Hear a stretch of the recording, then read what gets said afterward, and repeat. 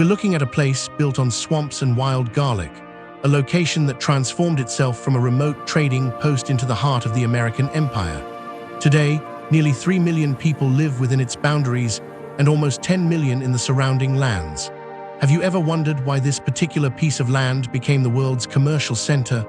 Today, we'll peel back the layers of Chicago, from its indigenous origins to its modern skyscrapers.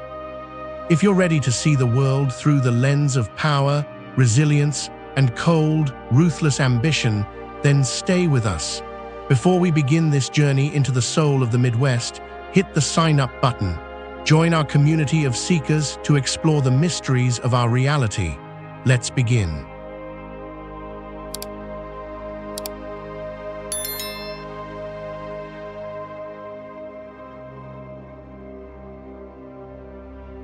Long before the glass towers touched the clouds, this land belonged to the wild garlic.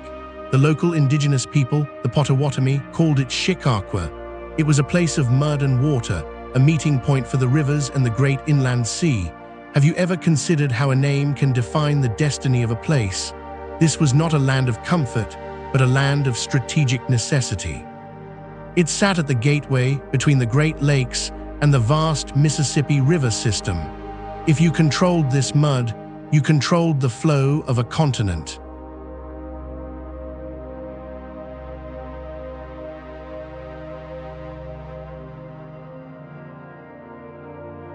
In the year 1780, a man named Jean-Baptiste Point du Sable arrived.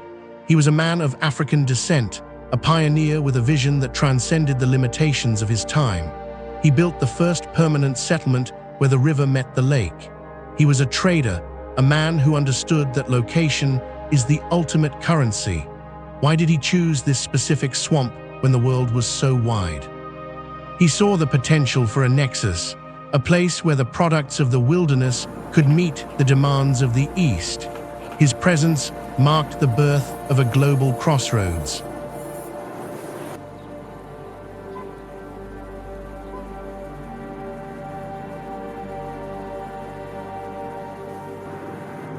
By the early 19th century, the United States military realized the tactical value of this marshland.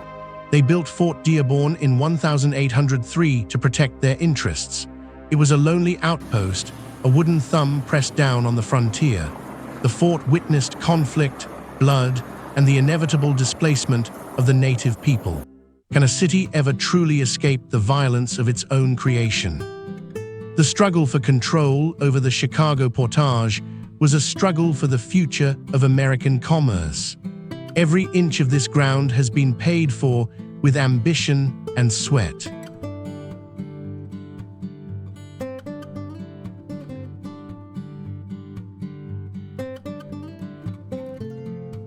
The transition from a frontier post to a bustling town happened in the blink of an eye. In 1837, Chicago was officially incorporated as a city. The population was barely over 4,000 people. Yet there was an energy here that felt different from the older cities of the Atlantic.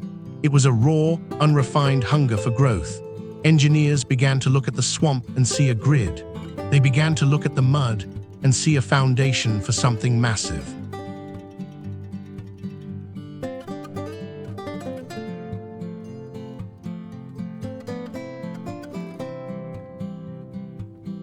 The real explosion came with the arrival of the Iron Horse. By the middle of the 19th century, Chicago became the ultimate railroad hub. Tracks radiated out from the city like the spokes of a giant wheel. It connected the grain of the prairies to the hungry mouths of the East Coast. Have you ever wondered how it feels to watch the world speed up around you? The city grew so fast that it outpaced its own infrastructure. It was a chaotic, crowded, and dirty miracle of human industry.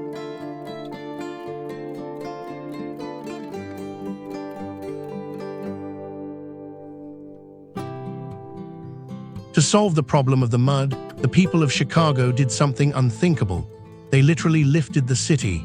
Using thousands of jack screws, they raised entire blocks of buildings several feet into the air. They built new foundations and paved the lines of progress. This was the first sign of the Chicago spirit, a refusal to be limited by the laws of nature. If the ground is too soft, you change the ground. If the river is too stagnant, you change the river.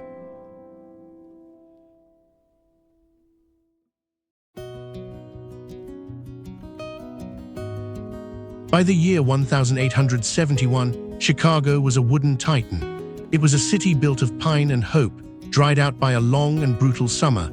On the night of October 8th, the nightmare began. A small fire started in a barn on DeKoven Street. Legend blames a cow, but the truth is likely much more human and mundane. Within hours, the wind turned the city into a furnace. Have you ever seen everything you own turn into a wall of flame?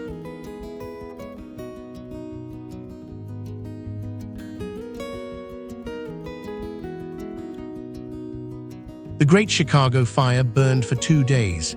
It leaped across the river and turned the marble and stone of the business district into dust. More than 300 people lost their lives, and 100,000 were left homeless. The city was a smoldering graveyard of dreams. Most would have looked at the ruins and walked away, but the people of Chicago did not look for an exit. They looked for a shovel.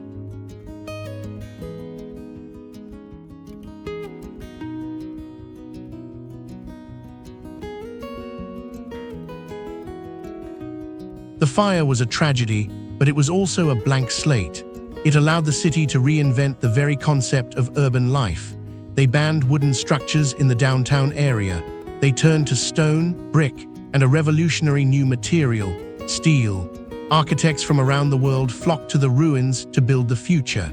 This was the birth of the Chicago School of Architecture. It was the moment the skyscraper was born.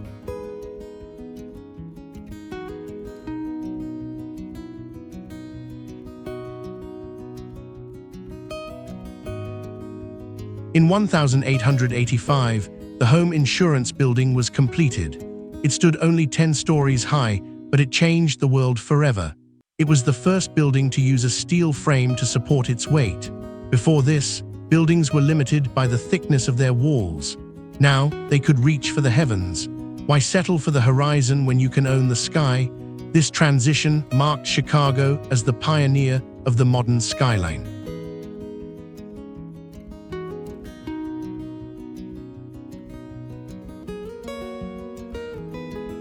While the buildings grew taller, the industry grew darker. The Union Stockyards became the meatpacking capital of the world. It was a vast, bloody machine that processed millions of animals every year. It was a place of incredible efficiency and staggering cruelty. Have you ever considered the hidden costs of your own comfort?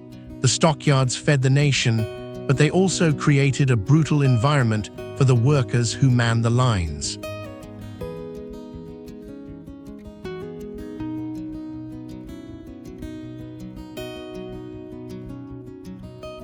This industrial pressure cooker led to a season of intense labor unrest.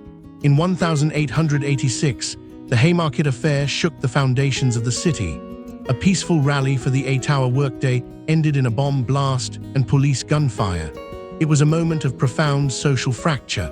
The world watched as Chicago became the front line of the struggle for workers' rights. It was a city divided between the luxury of the industrial barons and the desperation of the poor.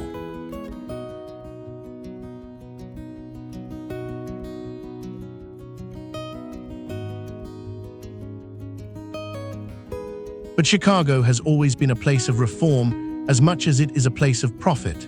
Jane Addams established Hull House in 1889. She created a sanctuary for the waves of immigrants arriving from Europe. She pioneered social work and public health in the heart of the slums. Can one person truly change the trajectory of a city's soul? Her work proved that a metropolis must care for its weakest members to be truly strong.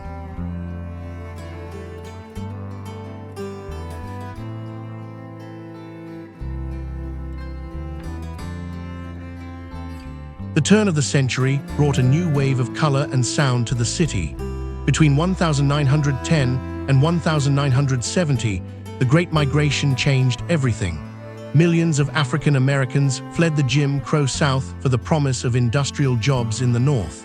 They brought with them their stories, their resilience, and their music. They settled on the South Side, creating a black metropolis within the city. This was the era when the blues and jazz found a new, electric home.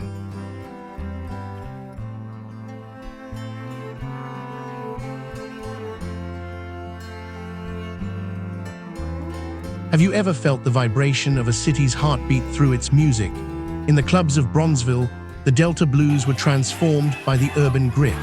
The sound became louder, faster, and more assertive. It was the sound of a people who refused to be silenced. This cultural explosion defined the identity of Chicago for generations. It was a testament to the power of art to emerge from the harshest conditions.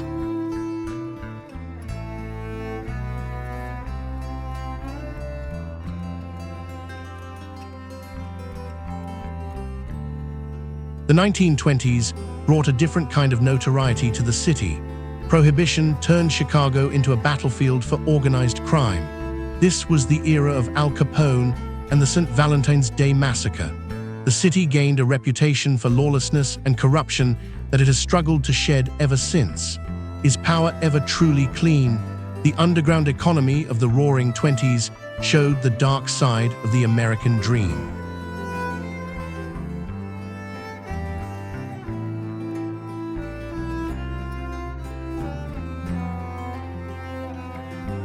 Yet even in the shadow of the mob, the city continued to innovate. In 1933, Chicago hosted the Century of Progress International Exposition. It was a celebration of science and industry in the middle of the Great Depression. It was a message to the world that the city was still moving forward. The lights of the fair reflected off the lake, a shimmering promise of a better tomorrow. Chicago was a city that lived in the future, even when the present was grim.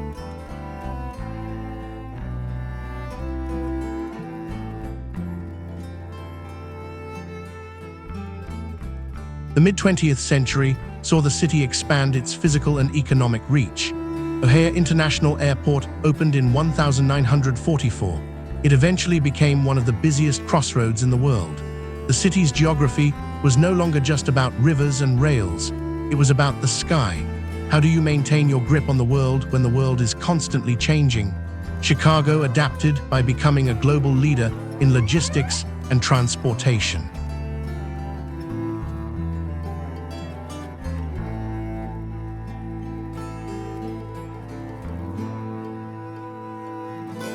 The skyline continued its upward march with the construction of the Sears Tower in 1973. For 25 years, it was the tallest building in the world. It stood as a 1,450-foot declaration of dominance. It is now known as the Willis Tower, but to the locals, the original name remains a point of pride. It is a giant made of steel and glass watching over the plains. When you stand at the top, the world looks small and your ambitions feel infinite.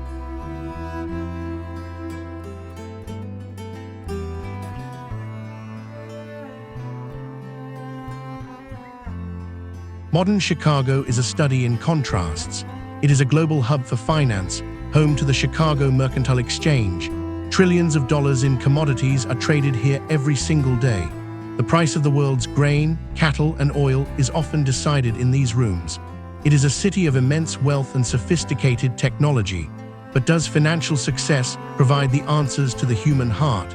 Behind the gleaming facades of the Loop, the city still grapples with the ghosts of its past.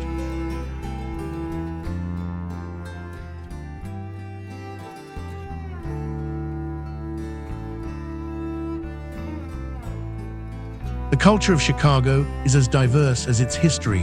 You can find the finest Michelin-starred restaurants just miles away from the best street food on the planet. The deep dish pizza is a culinary icon, a heavy and indulgent reflection of the city's industrial roots. The Chicago-style hot dog is a point of local law, never ask for ketchup. These are not just meals, they are markers of identity.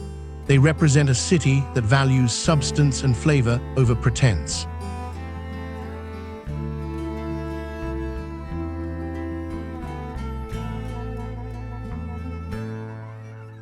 The lakefront remains the city's greatest natural asset. It is 26 miles of open beauty, a gift to the public that was preserved by early urban planners. While other cities sold their waterfronts to industry, Chicago kept its front yard for the people. It is a place where the blue of the water meets the green of the parks. Have you ever sat on the shore and realized that the horizon is a mirror of your own potential? The lake provides a sense of peace in a city that never stops moving.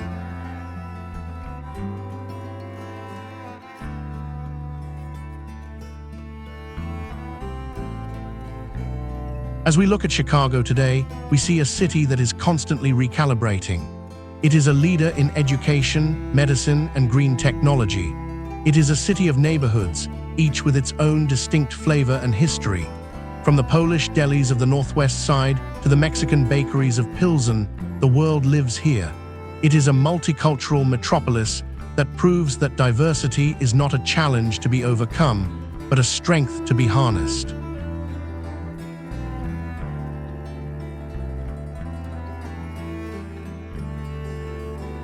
Thank you for journeying through the history and soul of the Windy City with us.